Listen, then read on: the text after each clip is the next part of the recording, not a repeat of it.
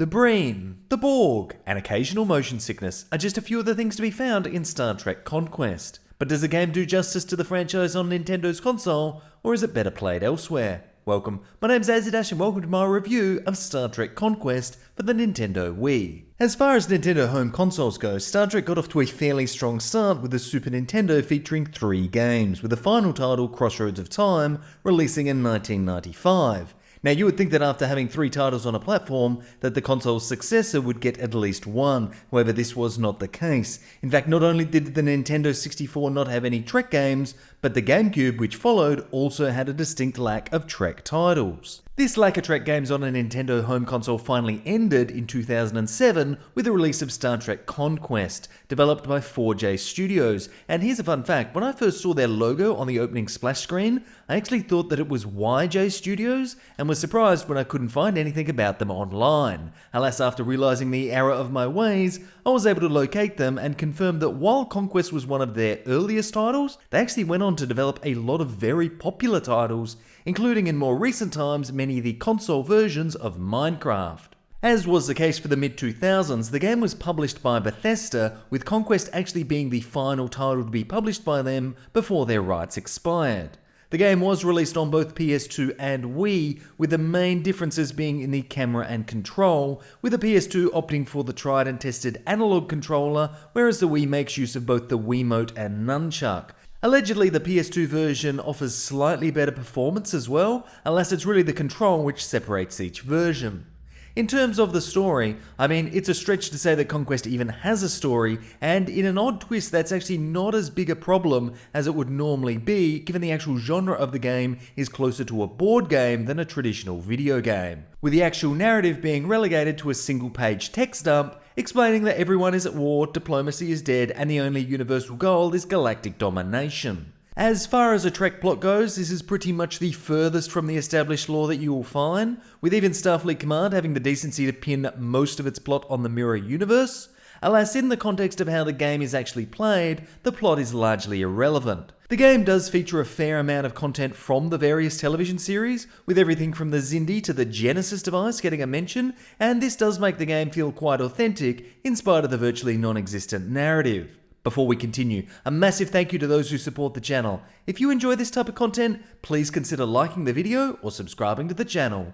With that out of the way, let's build a fleet, head to the Vega system, and check out Star Trek Conquest for the Nintendo Wii. While I do enjoy the odd game of chess or Warhammer, I certainly wouldn't describe myself as an expert on board games. But I do know that of all the physical board games I've played, the ones which have stood out to me have often been grounded in simple to understand systems with just the right amount of depth, and that's probably a pretty accurate description for a large part of Star Trek Conquest. But does this actually translate to a good experience for a video game? Well, yes and no. Once you do load into a new game, the first option you are presented with is selecting your faction. There are 6 in total, including the Federation, Klingons, Romulans, Breen, Cardassians, and Dominion. Regardless of which faction you choose, the gameplay experience will be functionally the same, but each faction has specific traits, such as Federation having good mining abilities, which is used to generate the in-game currency, while the Klingons excel at research, allowing them to more quickly produce special weapons, more on this later. Once you have settled on a faction, you are taken to the Admiral selection screen, where you get to choose your starting Admiral. Each faction has 3 Admirals, and while you do only select one to begin the game, you can expand as the game progresses to bring the other 2 into the game. Each Admiral has their own trait, being either attack, defense, or movement. Attack allows the Admiral to be more effective in combat, defense allows them to be more effective when defending things, and movement allows them to travel more systems per turn. All of these things can be upgraded as the Admirals level up throughout the game, with proportionate increases to their base ability. For example, when an attack Admiral earns enough XP to level up, their base attack bonus increases. The more the Admirals level up, the higher the bonuses. After a starting Admiral is selected, the game then moves to the game options menu, with the player having to select how many opponents and which chosen difficulty. Now, as far as I can tell, the only real difference between difficulty levels is how much of the in-game currency the player starts out with, as well as if there is fog of war shrouding the virtual game board.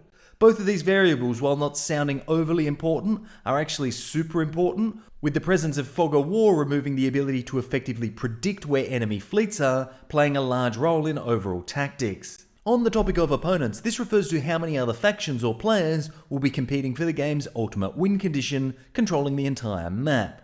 I'd say the game is probably a little easier with a lesser amount of opponents, as you'll be facing less variety of specific traits within the opposition, but overall the game will play out largely the same, regardless of the amount of opposition.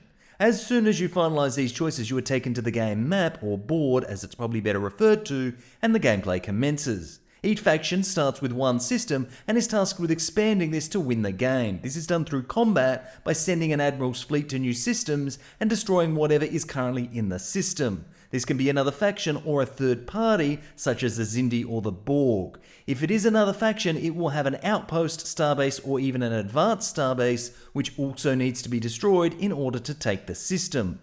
There can also be other static defenses, such as orbital batteries, which work to defend these structures. However, once the system is cleared, an outpost is created for the player, and that system then becomes a property of the player.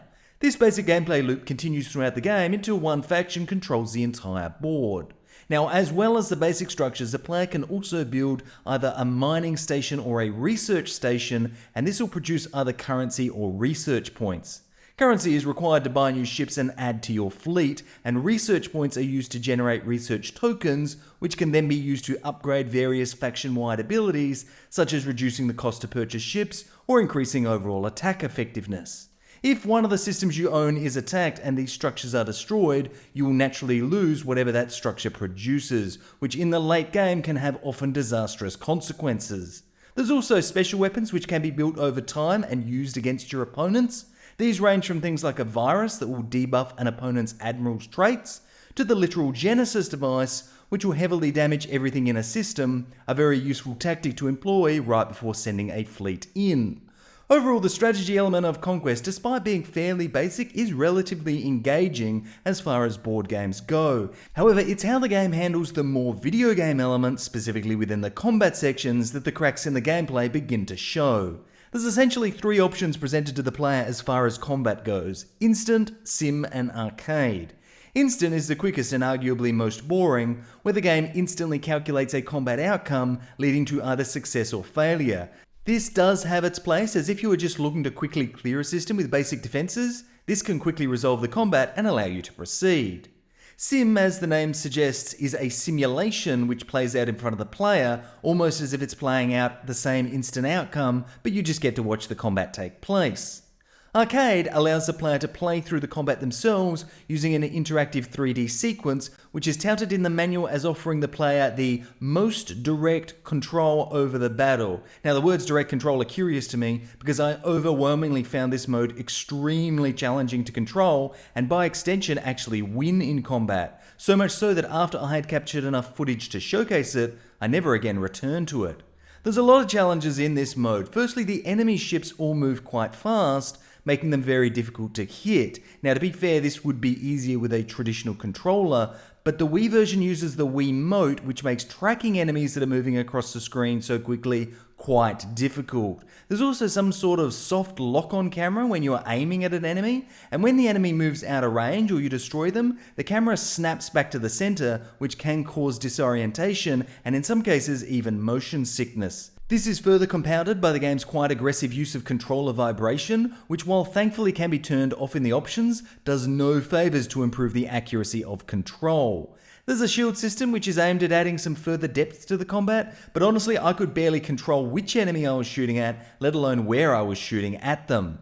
There's also some type of invisible boundaries in combat, which are not only quite small given the amount of times I encountered them, but when you approach them, the game warns you that it will auto-retreat the player from combat, despite not actually providing any type of visual representation of exactly where the boundaries are.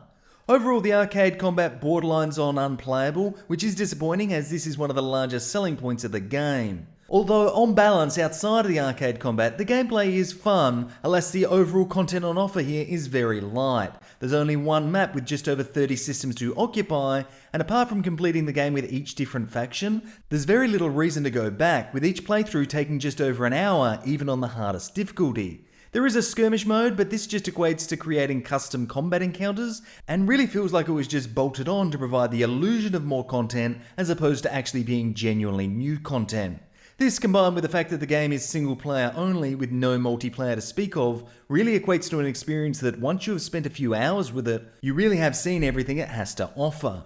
Conquest's presentation is a mixed affair. On one hand, the game interface is quite clean and easy to understand. However, the actual Trek license usage feels very light, as in you could probably strip the entire license away from this game and make it about random space battles, and you would still have the same amount of fun. There's just nothing that overly stands out as rooting this in the Star Trek universe, and I think a big part of this is due to a single static map, and the game feeling more like a board game as opposed to a video game. Graphics are about appropriate for the time. There's nothing outstanding here, but for the target platform, it lines up with expectations of the era. I never personally had any performance issues, but it is worth pointing out that for the vast majority of my combat encounters, I chose the simulation option as opposed to the more graphically intense arcade mode. The sound design is fine, if rather unremarkable. There's enough effects which sound mostly Trekish to get a pass mark, but it's not an area of the game you'll remember once the credits roll.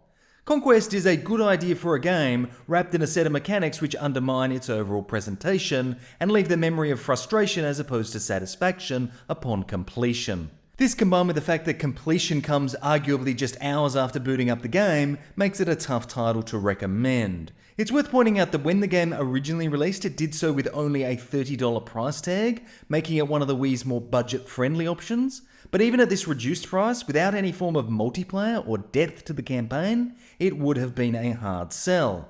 I really think that the game could have been greatly improved by introducing multiplayer and redesigning or even completely axing the arcade combat. Alas, on the surface for Wii owners, this would have removed the majority of the supposed attraction for the platform, that being the Wiimote combat, raising the question if the developers would have even bothered to release it on the platform. Conquest isn't a terrible game. It has some satisfying strategic elements and enough Trek references that most fans should get some enjoyment out of it, but thanks to the questionable control and wafer-thin content loop, it's unlikely to feature in any best-of list anytime soon. But that's enough from me. Do you agree or disagree with my opinions? Let me know down in the comments below. And as always, thanks for watching.